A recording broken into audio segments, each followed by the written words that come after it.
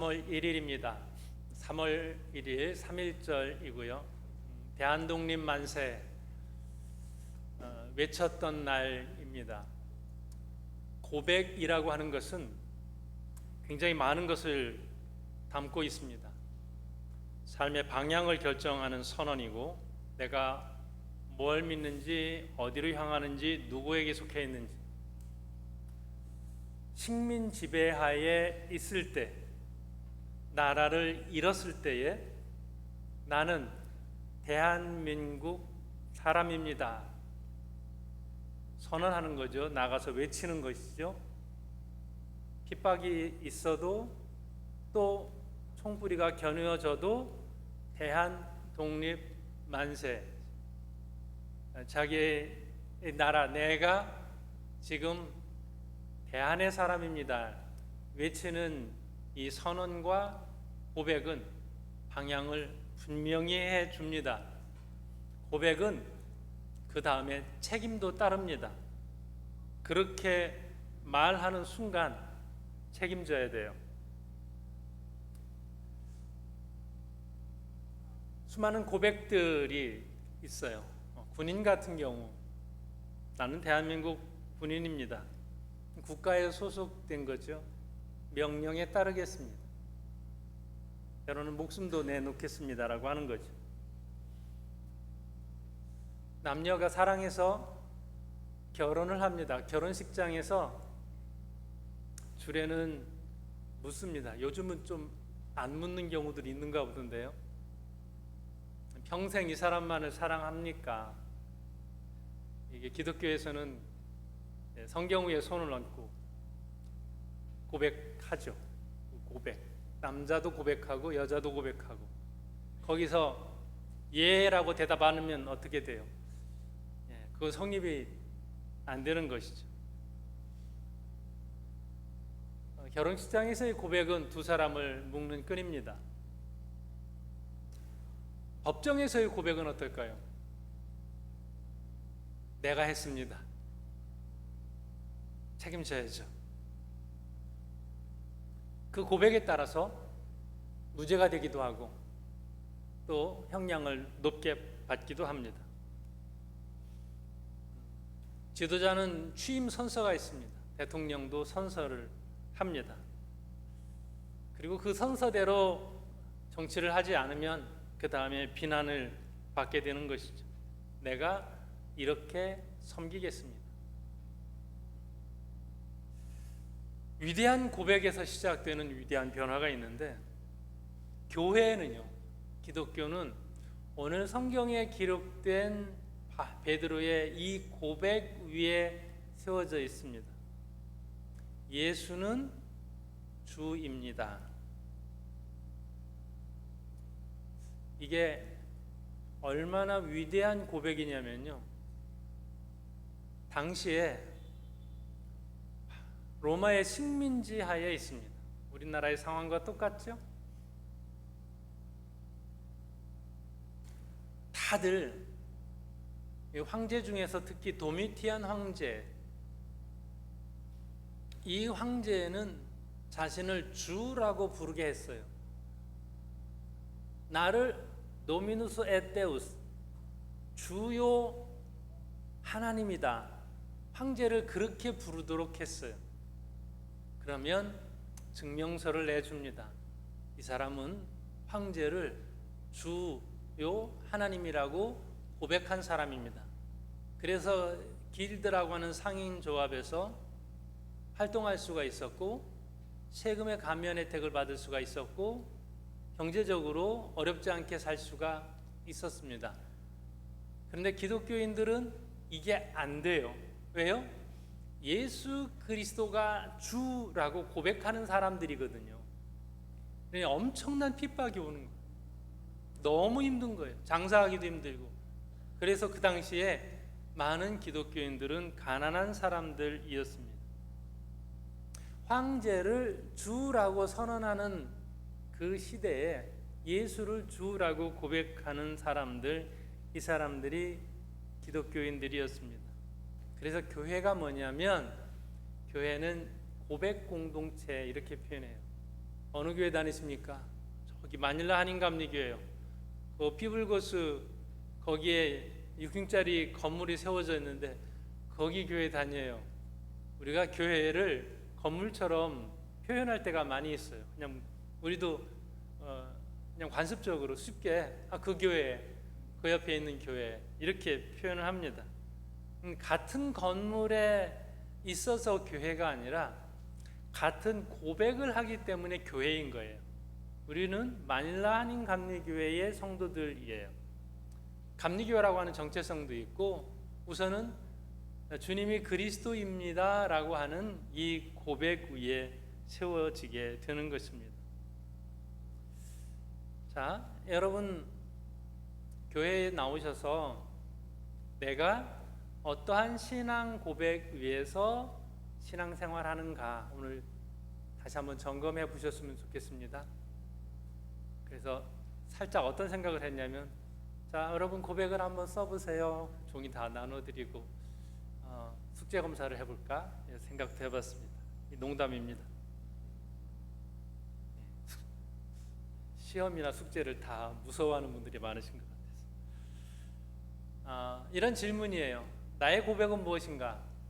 나는 무엇을 고백하며 여기에 서 있는가? 오늘 성경의 배경은 가이사랴 빌립보 가이사랴라고 하는 지역이에요. 이스라엘의 최북단 쪽이고요. 조금 높은 지역이고 헐몬산 바로 밑에 쪽이에요. 정확하게는 유대는 아니에요. 헤롯 대왕의 아들인 헤롯 빌립이 그때 황제를 카이사르 이렇게 표현했거든요. 그러니까 빌립이라고 하는 자기 이름하고 황제라고 하는 이름을 이제 도시를 잘 확장한 뒤에 이 이름을 붙였어요. 그래서 빌립 가이사예요. 빌립보 가이사, 가이사르 빌립보 이렇게 부릅니다. 이곳은 헤롯 대왕의 아들이 분봉 왕으로 있었어요. 나라가 넷으로 나눠지고 통치의 영역이 행정구역상 넷으로 나누고 그 북쪽에 있는 그 행정 이두메 지역과 이쪽 지역 나눠져서 헤롯 아들 빌립이 이쪽을 통치를 합니다. 이곳은 유대와 분위기가 전혀 달라요. 가 보면 이방신을 섬겼던 그런 곳이고요. 마니아스라고 하는 종교 그리고 헬라의 신 판을 섬겼던 신전이 거기에 있습니다. 네로 황제를 위한 신전도 있고 바알 신을 섬기는 신전이 14개나 있었다고 합니다. 황제에게 아부하기 위해서 황제의 신상을 군데군데 세워 놓았던 그 분위기가 이렇게 그려지시나요? 그리고 로마의 통치하에 있었기 때문에 로마 군인들의 막사가 쭉 있고 군인들의 행렬을 이렇게 늘 어렵지 않게 볼 수 있는 곳이에요. 그러니까 이방신을 섬기고 그리고 로마의 분위기가 가득한 그 언덕 위에 어딘가에서 주님께서 질문을 하시는 거죠. 제자들의 시선을 보면 대단한데 언제 우리나라는 독립해서 저런 군대 한번 가져보나? 우리는 언제 강한 나라가 되어서 남의 나라를 저렇게 누르면서 살 수 있나? 부러운 눈으로 바라보는 그 시점에서 예수님께서 이제 설문조사를 하십니다. 묻는 거예요. 사람들이 나를 뭐라고 하든. 사람들이 날 뭐라고 해? 오늘 13절의 이 말씀이죠. 예수께서 빌립보 가이사랴 지방에 이르러 제자들에게 물어 이르시되 사람들이 인자를 누구라 하느냐? 예수님께서 궁금해하셨어요. 이렇게 대답합니다. 더러는 세례 요한, 더러는 엘리야, 어떤 이는 예레미야나 선지자 중에 하나라 하나이다. 다양한 대답이 나왔습니다.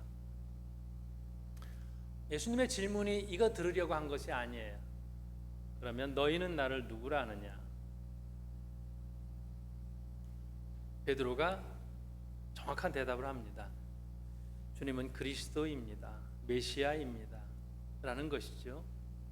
자, 예수님이 뭐 하셨냐면 병 고치셨어요. 그러면 누군가는 예수님 의사라고 하던데요. 예수님께서 기적을 많이 일으키셨어요. 누군가는 예수님 마술사라고 하던데요. 예수님은 잘 가르치세요.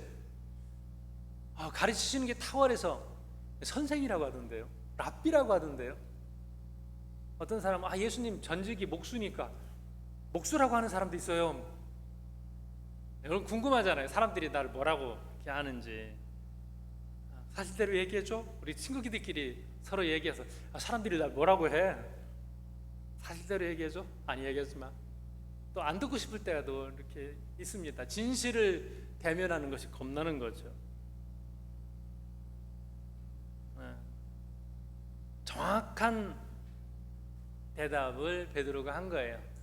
오병이의 기적을 일으켜서 많은 사람들 먹이시고 풍랑이는 바다도 잔잔하게 하시고 눈먼 자 눈 뜨게도 하시고 중풍병자 걷게도 하시고 나병 환자 낫게도 하시고 다 이런 엄청난 기적이 어디로 쫙 모아지냐면요, 이 고백으로 모아지는 거예요. 예수님이 어떻게 보면 기적을 일으키신 이유도 이 고백 요거 한마디 듣기 위해서인지도 모르겠습니다. 그리스도, 기름 부음을 받은 자, 이 말은 예수님은 왕입니다, 선지자입니다, 예언자입니다, 제사장입니다, 이런 것을 다 담고 있습니다. 그리고 구약 성경에서부터 얘기가 예언이 다 되어 있어요. 그분이 오신다, 메시아가 온다. 예언되었던 메시아가 오셨는데 바로 예수님 당신이십니다. 이 주라고 하는 것이 황제에게 해당되는 표현이었다고 했죠. 하나님의 아들이라는 표현은 헬라 문화권에서는 많았어요. 어떤 대단한 의사도 하나님의 아들, 잘 가리키면 유명세가 있으면 하나님의 아들, 요즘 우리가 흔히 얘기하는 말 신의 아들, 이런 그때 조금 마음이 불편하기는 한데 신의 이름을 써서 그 사람을 높이고 유느님 이런 거 있잖아요. 하나님이면 하나님이죠. 거기다 성씨를 왜 붙여서 이렇게 좀 사람을 높이나 하는 좀 아쉬움도 있는데, 잘난 사람들 하나님의 아들, 신의 아들 이런 표현을 썼습니다. 그런데 이 표현은 많았는데, 신의 아들은 많았는데 주라고 하는 표현은 함부로 쓸 수가 없었어요. 가장 높여서 쓰는 말이 주였습니다. 또 유대인들은 하나님 대신 쓰는 말이 주였어요. 어떻게 우리가 불경스럽게 하나님이라는 말을 입에 대요? 하나님 못 쓰겠어요. 하나님이라는 표현이 엘로힘 이거 있거든요. 엘로힘. 근데 이스라엘은 그래서 엘란트라 못 들어가요. 엘자가 들어갔다. 그래서 엘자 빼고 들어가요. 란트라 이렇게 해서 하나님이라는 이름을 함부로 부르면 안 돼요. 그래서 아도나이, 주 이런 표현을 쓰는 거예요.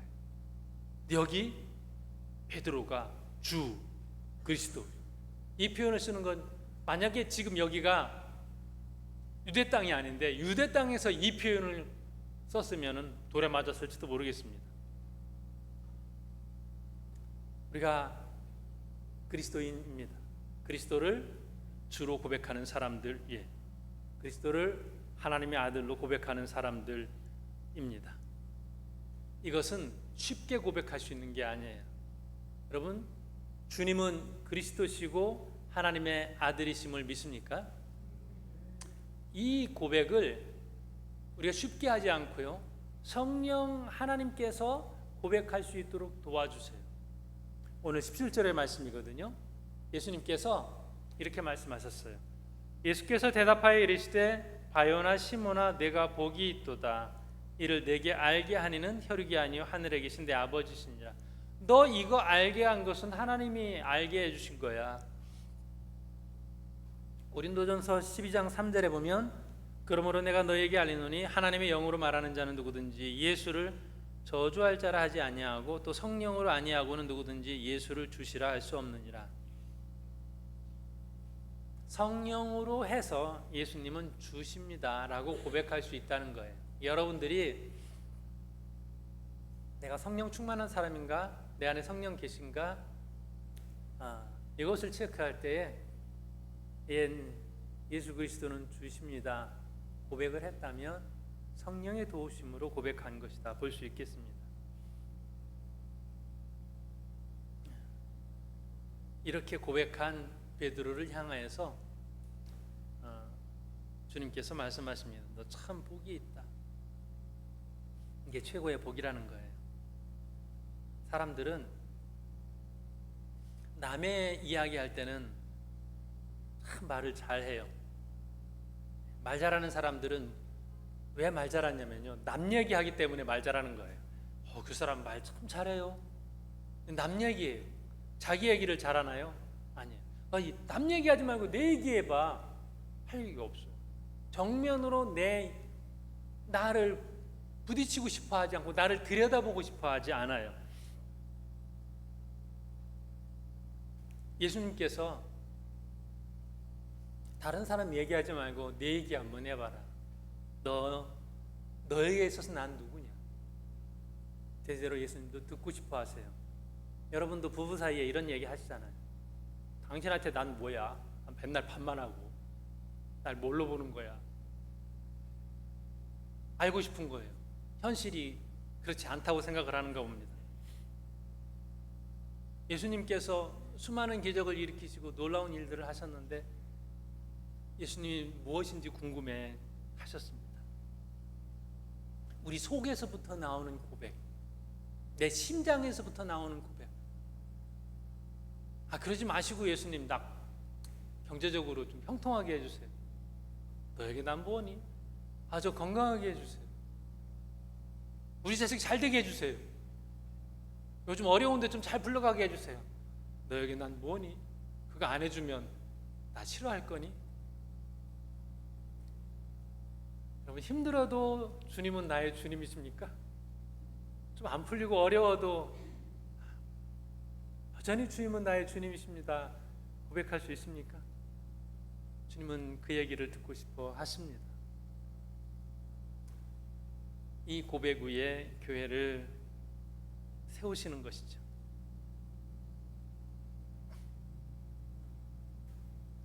내가 믿는 것은 무엇이냐? 고백이 굉장히 중요하죠. 우리가 소리를 내서 말해서 주님은 나의 구주이십니다라고 고백하는 것, 그 순간 우리가 달라져요. 짝사랑하는 사람과 고백한 사람은 전혀 다르죠. 내가 좋아하는 마음이 있고 사랑하는데 내가 당신을 사랑합니다. 완전히 달라지죠. 그 다음부터 새로운 행복의 길이 열리게 되는 거죠.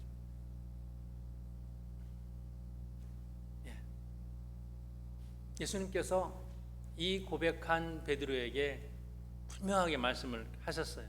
너 복이 있다.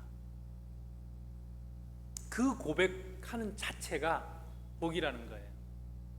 우리는 잘되고 형통한 것 안에서 복을 찾으려고 해요. 근데 이미 내가 주님을 나의 구주로 고백할 수 있으면 그 자체가 복이다 라고 하는 거예요. 여러분 순교자를 어떻게 보십니까? 순교자. 이 고백 때문에 주님은 나의 구주십니다. 이 고백 때문에 생명을 잃고 순교하는 그 순교자는 불쌍한 사람입니까? 아유 안타깝네요. 이렇게 볼 수 있습니까? 근데 주님은 복이 있다고 했거든요. 고백하고 그 고백 가지고선 평생을 살아간 이 순교자는 복이 있다고 했거든요. 정말 우리가 예수를 믿고 복 받는 게 뭐냐면 이것을 고백하는 거예요.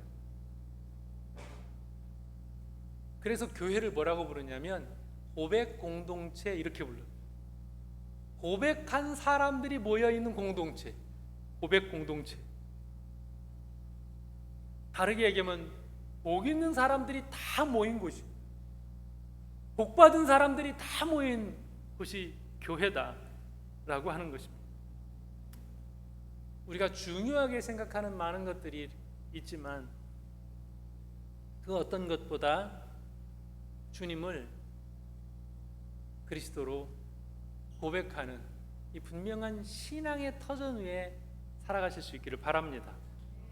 그렇게 될 때에 우리가 중요한 것, 급한 것, 기도할 때 우선적으로 내놓는 것, 그런 걸 다 뒤로 하고 우리가 정말 하나님과 나 사이에 바른 관계로 나아갈 수 있습니다.